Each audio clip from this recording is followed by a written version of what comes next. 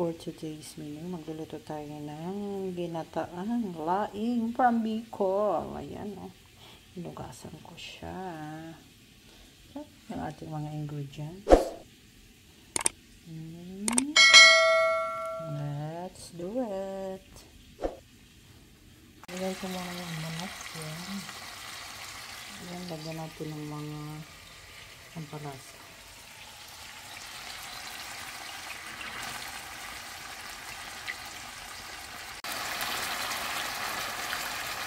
Pamilya, hindi pa kumakain, nagkapilan. Nagkakapoto. YouTube ko ba? I-post ko ba?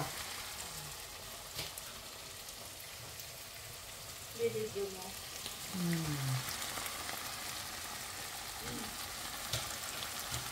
Guys, nilagay na natin yung gata.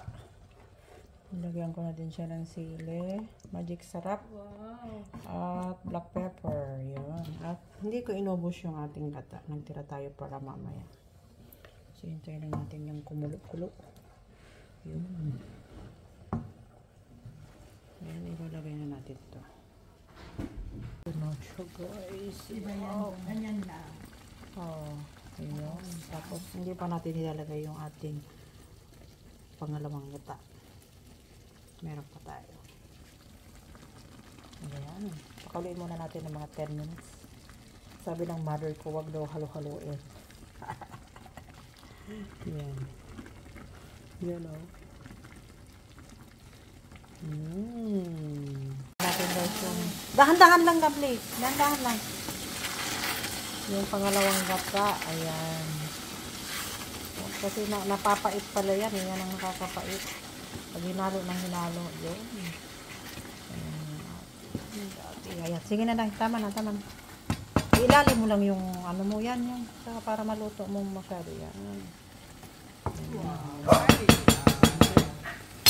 Ayan. Pakulaan natin ng 11 minutes. And ready to serve.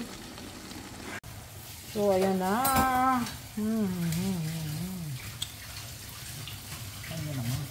Mas masarap talaga ito pag maraming gata. Yun, oh. Kuha na kayo. Mamaya kakain na kami.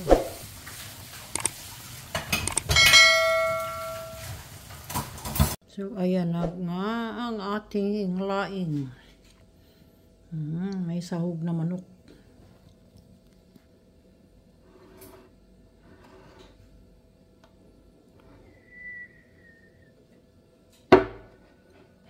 Sarap. Kain-kain.